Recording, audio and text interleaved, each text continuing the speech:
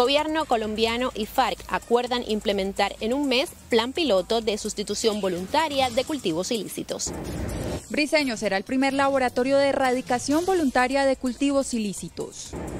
Vinculación de las FARC a la sustitución de cultivos ilícitos es una señal clara de la inminente firma del acuerdo de paz, según el nuevo director de la unidad de víctimas.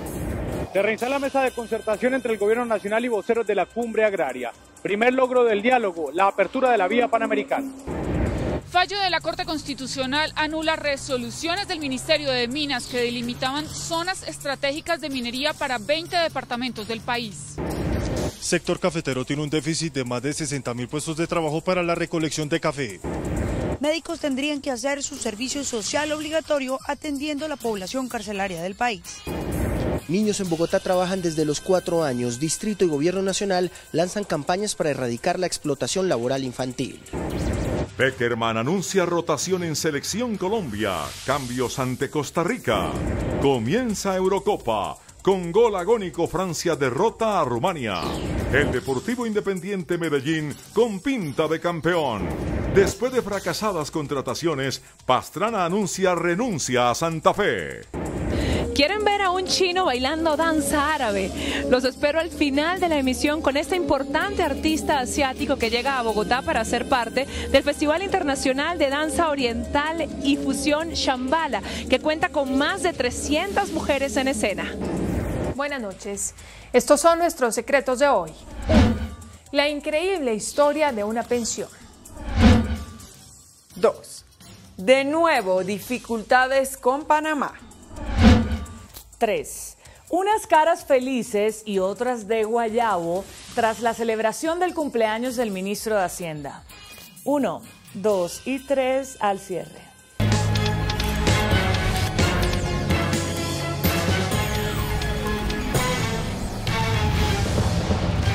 Buenas noches. El gobierno y las FARC acordaron hoy en La Habana implementar en un mes el plan piloto de sustitución voluntaria de cultivos ilícitos en 10 veredas del municipio de Briceño, en Antioquia.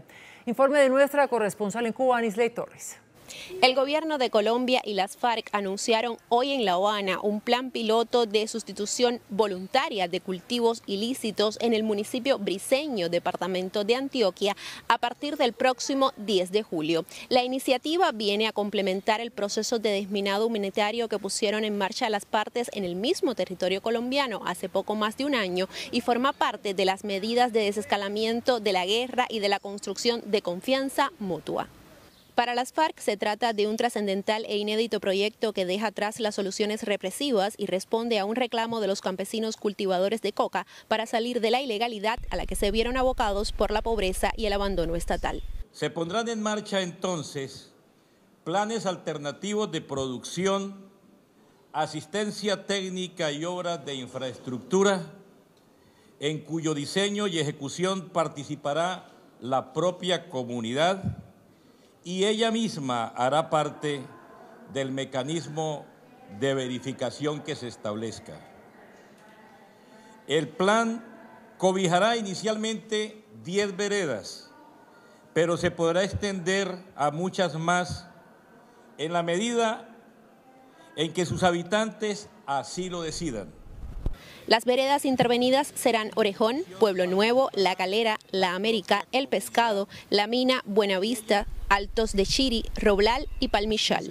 El gobierno considera que este es el principio del fin de los cultivos ilícitos. En cada región en particular vamos a encontrar y estamos encontrando posibilidades, por ejemplo, en café, que ya el Ministerio de Agricultura ha venido trabajando en la estructuración de un proyecto junto con el municipio y la gobernación de Antioquia.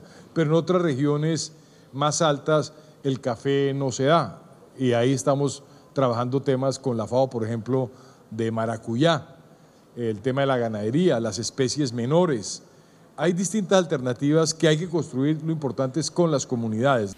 El plan piloto de sustitución voluntaria de cultivos ilícitos cuenta con el respaldo de la Organización de Naciones Unidas para la Alimentación y la Agricultura, FAO, y la Organización Internacional de las Migraciones, OIM, y se estima que unas 450 familias sean beneficiadas. Desde La Habana, Cuba, Anisley Torres, CMI, La Noticia. Por su parte, el director de la Unidad de Víctimas, Alan Jara, aseguró que la vinculación de las FARC a la sustitución de cultivos ilícitos es una clara señal de la inminente firma del acuerdo de paz. Unas 66.000 familias viven directamente del cultivo de hoja de coca y otras 100.000 habitan las zonas de esa economía ilícita, que a su vez son las regiones donde se registran los mayores índices de víctimas del conflicto. El director de la Unidad de Víctimas y Reparación destacó el impacto que tendrá en estas comunidades la vinculación de las FARC a la sustitución. Pues yo creo que es una gran noticia, yo la recibo con mucho optimismo. Todo eso nos indica que la terminación del conflicto está cerca. La decisión de reincorporar niños y niñas que habían sido llevados al conflicto, la decisión del desminado, la decisión de cultivos ilícitos, todo eso son excelentes señales. Alan Jara, quien estuvo secuestrado 8 años por las FARC, asumió hoy como director de la Unidad de Víctimas. En el inicio de su agenda, tras un tratamiento de radioterapia en los Estados Unidos, el vicepresidente Germán Vargas firmó el contrato para la construcción de la autopista Bucaramanga-Pamplona, que tendrá un costo de 890.000 millones de pesos. La obra, que conectará el nororiente colombiano con el interior del país, tendrá 133 kilómetros con 28 puentes y 10 corredores adicionales que permitirá disminuir los trayectos en por lo menos 5 horas. Es una inversión que llega a los 900.000 millones de pesos y que deberá complementarse con la doble calzada Pamplona-Cúcuta. El vicepresidente también puso en marcha aquí, en norte de Santander, el nuevo acueducto para Villa del Rosario, uno de los sectores más populares de la capital norte santanderiana. El alto funcionario retoma así su agenda luego del periodo de radioterapia que, por orden médica, realizó en Estados Unidos. Terminé todo el tratamiento y esperamos que haya sido muy útil. La autopista Pamplona-Bucaramanga deberá ser entregada en 3 años y los constructores se comprometieron a que los 3.000 empleos que generará sean de la región afectada por el desempleo tras el cierre de la frontera con Venezuela.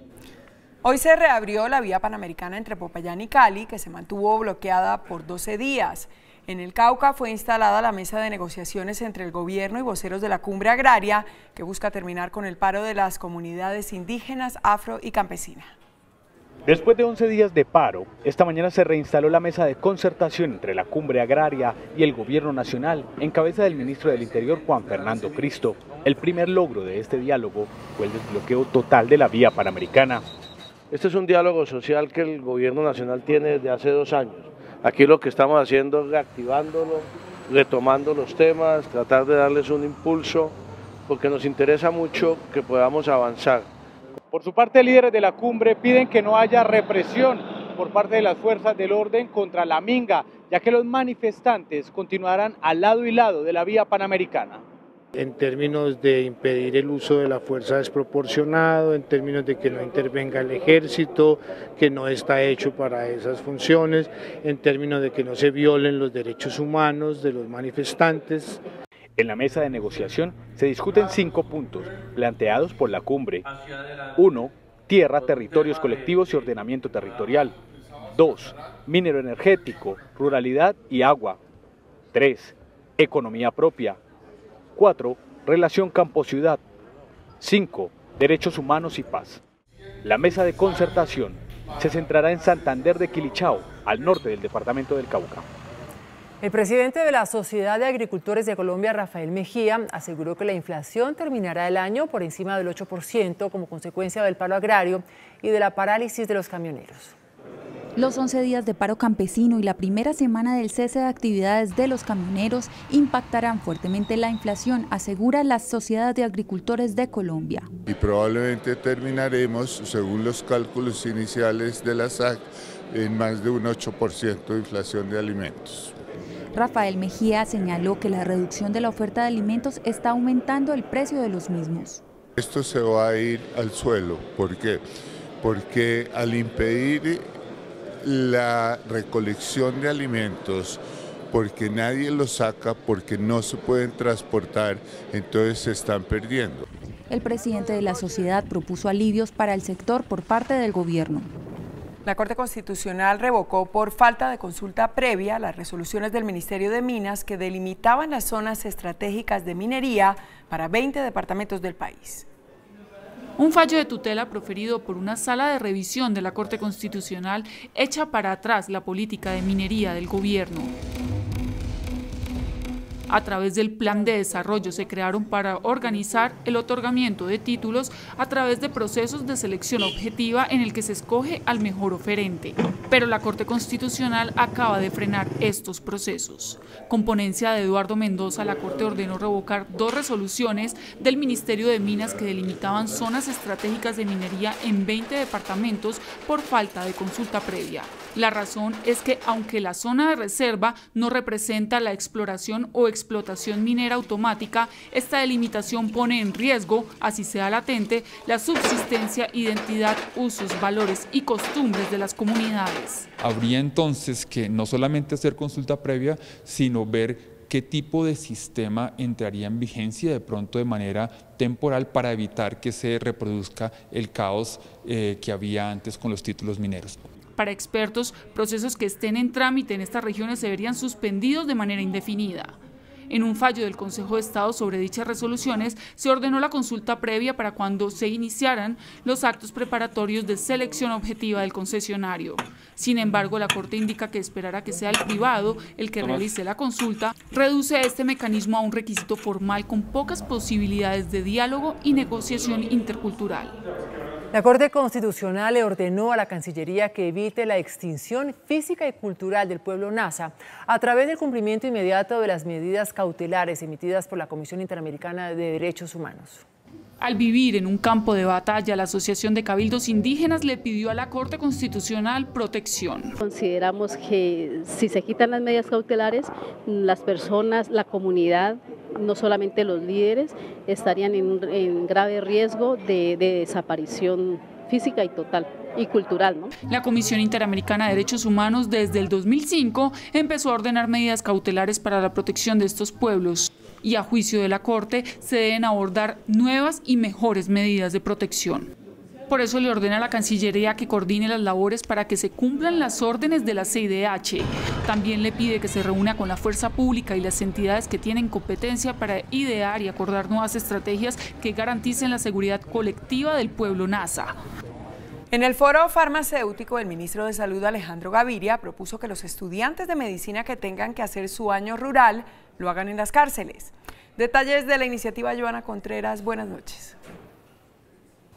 Inés María, buenas noches. Los médicos que van a hacer su año rural tienen que someterse a un sorteo para que les asignen la plaza donde van a trabajar durante ese tiempo. El Ministerio de Salud quiere que dentro de esas plazas se integren las 132 cárceles del país. La emergencia sanitaria que viven las cárceles del país pasa por la falta de personal médico dentro de los centros de reclusión. El Ministerio de Salud busca hacer rotar a los profesionales de la salud en los penales, cumpliendo su servicio social obligatorio o año rural. En condiciones especiales, no por un año, sino por 6 meses, por ejemplo, esa ha sido la propuesta, puede acudir allí.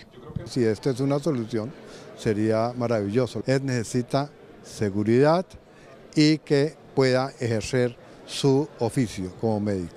Por otro lado, aquí en el foro farmacéutico de la ANDI se dio a conocer el nuevo Código de Ética de la Industria Farmacéutica, con la que piensan darle fin a las dádivas por la prescripción médica. El Código de Ética que emitió la industria farmacéutica dice que pueden financiar y que no. Se incentive lo que es la educación médica propiamente, pero que no haya ningún tipo de incentivos que sean de otra naturaleza. Es que no se mezcle la educación con el entretenimiento. Que la persona vaya al evento, asista al evento, se capacite y regrese a su base de trabajo. Los que incumplan tendrán sanciones pecuniarias, morales y también de exclusión del gremio. Esta es toda la información desde Cartagena de Indias. Joana Contreras, CMI La Noticia. Joana, gracias. Los niños en Bogotá comienzan a trabajar desde los 4 años. Así lo reveló la Secretaría de Integración Social, quien presentó una estrategia que busca rescatar a 25.000 menores de explotación laboral. Desde que cumplió los 8 años, esta niña, a quien CMI le protege su identidad, fue explotada laboralmente por su madre. Nos levantamos a las 7 de la mañana, llegábamos a la casa a las 9 de la noche y yo le ayudaba a mi mamá a ofrecer bolsas de basura y limpiones en la calle y nos tocaba caminar harto. Gracias al trabajo del distrito logró salir de ese mundo, pero recuerda con dolor el sufrimiento que significaba mendigar en las calles. A veces nos iba mal y no nos alcanzaba para la comida. Lo más grave es que su caso se repite día a día en Bogotá y los niños son explotados a más temprana edad. Hemos identificado niños desde los 4, desde los 3 años, a veces pidiendo limosna. Esto es una forma muy perversa también de explotar a los niños. Según la última encuesta del DANE, el 7,9% de los niños y niñas entre 5 y 17 años trabajan y el 3,1% hace oficios en el hogar. Distrito y gobierno presentaron campañas para erradicar este flagelo. Nosotros tenemos 13 centros AMAR, que son centros especializados en atender la prevención y la protección de los niños que se encuentran en riesgo de trabajo infantil. Tenemos a finales del 2015 registrados 1.018.000 niños que estaban en condición de trabajo infantil. En Bogotá el trabajo infantil se concentra en Kennedy, Ciudad Bolívar, Suba, Bosa y Engativá. El Consejo Nacional Electoral podría imponer como sanción a cambio radical la prohibición de presentar candidato a las nuevas elecciones para gobernación en La Guajira para reemplazar a Oneida Pinto, según anticipó a CMI el magistrado Armando Noboa. El magistrado del Consejo Electoral, Armando Noboa, recordó que la legislación electoral establece que cuando un partido avala a un candidato cuya elección se anule, debe recibir sanciones. La ley contempla sanciones que van desde multas contra el partido hasta sanciones más, digamos, gravosas, como por ejemplo la posibilidad de suspender el derecho de ese partido a inscribir candidatos en esa circunscripción. El fallo del Consejo de Estado fija nuevas pautas para que en el futuro el Consejo Electoral resuelva los casos de inhabilidades. La DIJÍN y la Fiscalía capturaron a 4 funcionarios judiciales, entre ellos un juez de restitución de tierras, implicados en un presunto caso de corrupción. Los funcionarios implicados en un proceso de restitución de tierras de al menos 18.000 hectáreas fueron capturados en el Palacio de Justicia de Villavicencio. El juez segundo especializado de restitución de tierras, un funcionario de ese despacho y 2 funcionarios adicionales del juzgado tercero. Entre los capturados está la asistente del juez, quien en un video se ve cuando recibe una parte de la suma exigida a la víctima para no fallar en su contra. En este caso estaban exigiendo una suma aproximada de los 100 millones de pesos en el momento de la flagrancia. Los 4 funcionarios judiciales, quienes fueron presentados ante un juez de garantías, tendrán que responder como presuntos responsables por los delitos de prevaricato y concusión. El gerente general de la Federación de Cafeteros, Roberto Vélez, reveló que actualmente hay un déficit de 60.000 recolectores del grano. Para garantizar la recolección de café en el presente año, la Federación Nacional de Cafeteros impulsará programas para atraer trabajadores al sector que actualmente presenta un déficit de 60.000 puestos en las diferentes regiones del país. La agremiación, que reporta cifras de crecimiento del 8% en materia de producción, busca mantener las cifras al cierre del año. El déficit que podríamos tener para la zona cafetera en términos de recolectores, para la cosecha que arrancamos septiembre-octubre, es de más o menos unos 60.000 puestos de trabajo. Necesitamos unos 60.000 recolectores de café. El gerente general señaló que se impulsará con el apoyo del gobierno nacional incentivos para atraer recolectores en la próxima cosecha. Promover de alguna manera vía propaganda, vía servicio público de empleo. Se utilizará el servicio público de empleo para cubrir dichas vacantes en el sector cafetero. La Superintendencia de Sociedades ordenó a Pacific entregar todas las garantías para proteger a los acreedores colombianos dentro del proceso de insolvencia de la compañía que se adelanta en Canadá.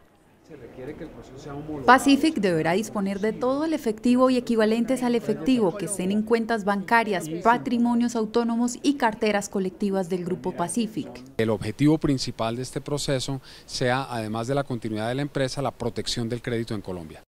La disponibilidad de caja de Pacific está proyectada en más de 318 millones de dólares para garantizar el pago a sus acreedores. La Superintendencia de Sociedades también reconoció el proceso de insolvencia iniciado ante la Corte Superior de Justicia de Ontario. Es tal vez la primera vez que se hace una coordinación internacional de procesos. Las sucursales de Pacific en Colombia continuarán bajo la figura de control de las supersociedades. El índice de capitalización de la bolsa que mide el comportamiento de las 20 principales acciones cerró a la baja. El índice de capitalización de la Bolsa de Valores de Colombia bajó 0,97% a 1.320 puntos. La acción que más subió fue la de Concreto, con una valorización de 2,69% a 1.145 pesos. La acción que más cayó fue la de Preferencial Avianca, al perder 3,83% a 2.640 pesos. La acción más transada de la jornada fue la de Almacenes Éxito, al movilizar más de 17.000 millones de pesos. El precio del dólar cierra la semana al alza. Indicadores económicos del día. SMI. Tasa representativa del mercado que regirá hasta el próximo lunes será de 2.969 pesos con 83 centavos. Los profesionales del cambio compran la divisa en 2.920 pesos y la venden en 2.940 pesos. Un euro cuesta 3.319 pesos con 70 centavos. La libra de café en Nueva York se cotizó a $1 con 36 centavos. El azúcar se transó en 19,78 centavos de dólar la libra. El barril de petróleo WTI se cotizó en $48 con 91 centavos. Una acción de Ecopetrol cuesta 1.410 pesos.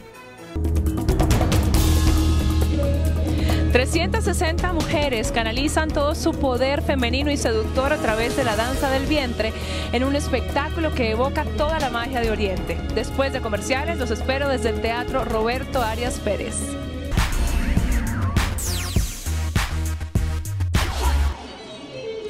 Buenas noches. Estoy en el Teatro Roberto Arias Pérez, en donde desde hoy y durante el fin de semana la sensualidad y la fuerza de la danza árabe se tomará las tablas con el Festival Internacional de Danza Oriental y Fusión Shambhala de la compañía Prem Shakti. Este año un artista chino es el gran invitado internacional. 360 mujeres de todas las profesiones, edades y tallas danzan, un ejercicio para el cuerpo y para el alma. Shambhala es el nombre del espectáculo en el que ellas despliegan toda su sensualidad. Shambhala significa un lugar mágico al cual podemos entrar si tenemos un corazón que todavía cree en la magia. Un prestigioso bailarín chino, Ryan Guochao, viene a ser parte del montaje. It's amazing because such a big festival or big show. It's really amazing. El baile de las alas, el candelabro, los velos. Cada uno tiene su significado. Este es el del sable que me atreví hoy a practicar. Y encontramos el punto de equilibrio, es el baile de las bailarinas guerreras, de cortar el karma.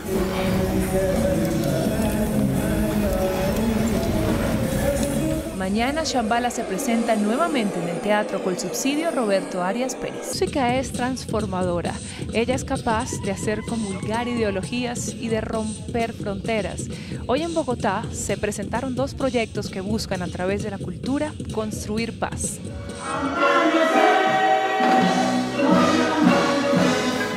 Un sonido único que une lo clásico de la Sinfónica Nacional y los aires del Pacífico colombiano hacen parte del proyecto Pacífico Sinfónico.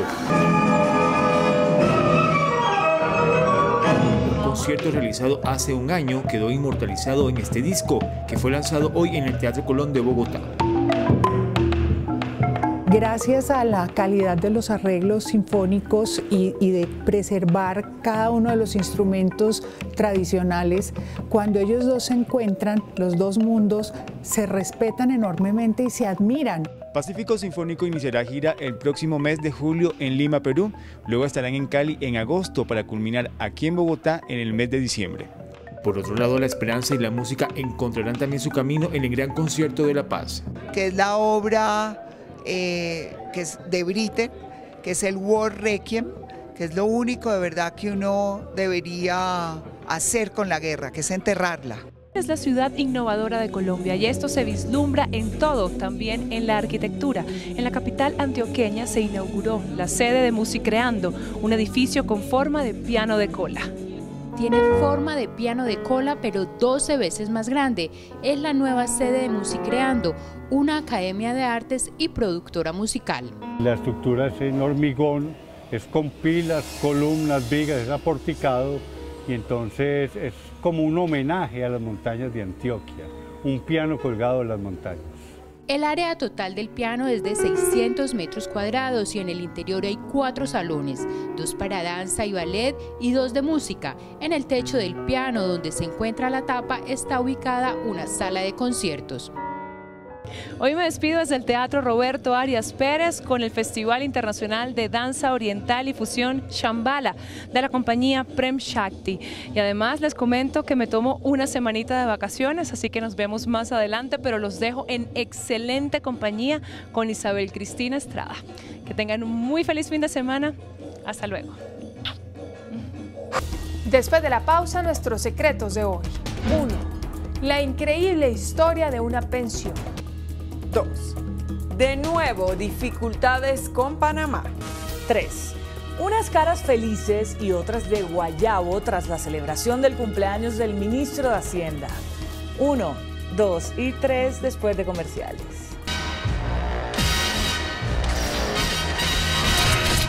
Estos son nuestros secretos de hoy. 1. Absurda estrategia por quedarse con una pensión. Resulta que Yosimar Steven Camargo tiene 14 años y sufre de autismo. Su nombre empezó a mencionarse hace unas semanas cuando la Corte Constitucional lo reconoció como beneficiario de la pensión de su abuelo José María Camargo, quien trabajó en la extinta empresa distrital de servicios públicos EDIS. El magistrado Alberto Rojas dijo que la decisión se basó en que el abuelo del niño era el copadre de crianza, es decir, que atendía económicamente al niño. El Fondo de Prestaciones Económicas, Cesantías y Pensiones de Bogotá está obligado ahora a pagar la pensión al niño Yosimar. Pero un agente 001 indagó y encontró una sorprendente anomalía. La tutela de reconocimiento pensional para Yosimar la presentó su papá, Miguel Antonio Camargo, quien ni siquiera es el responsable de su hijo. El ICBF le dio la custodia de Yosimar a su mamá.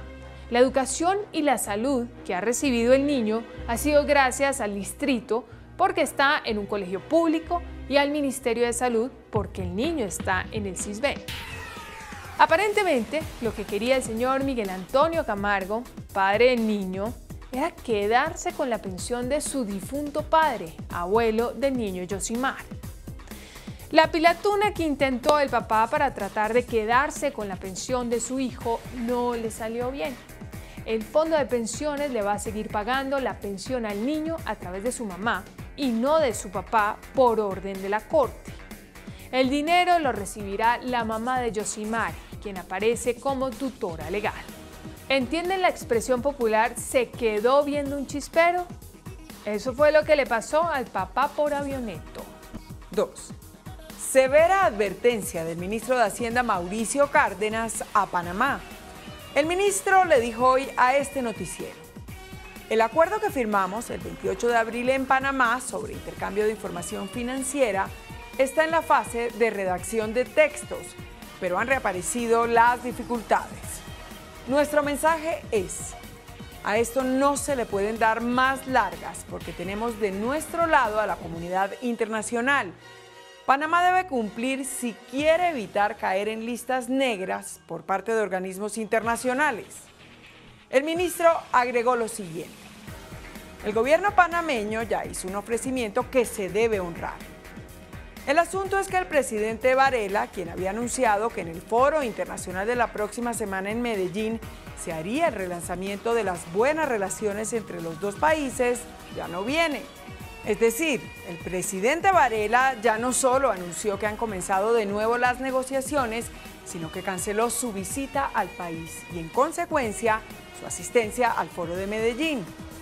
Es decir, comenzó una nueva etapa de dificultades entre las dos naciones. 3. El ministro de Hacienda, Mauricio Cárdenas, cumplió ayer 54 años. En la mañana le celebraron los banqueros en un foro. Al mediodía recibió un homenaje de sus colaboradores y remató en la tarde con una celebración improvisada que le hicieron varios gobernadores, en la que sobre la mesa hubo mucho, pero mucho licor. ¿Están pensando que hubo bebeta? Todo lo contrario. En la reunión el tema central era la ponencia para tercer debate del proyecto de ley de régimen de licores y el asunto fuerte era la permanencia del monopolio rentístico en cabeza de los departamentos. Después de mucha discusión y análisis, los gobernadores lograron cambiar el texto de la ponencia para que se les respete el monopolio rentístico a las regiones. Pero además hubo consenso para que licores nacionales e importados paguen un impuesto de 220 pesos por cada grado de alcohol, más un tributo ad valorem adicional del 25%, con el que no están de acuerdo los importadores. Al final de la reunión, los gobernadores salieron con cara de celebración y los importadores de licores con cara de derrotados.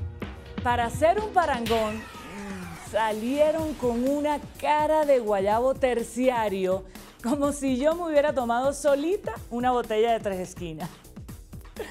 Hasta el lunes, que descanse. Hasta aquí las noticias, gracias y buenas noches. Nos vemos el lunes como siempre en CMI, La Noticia.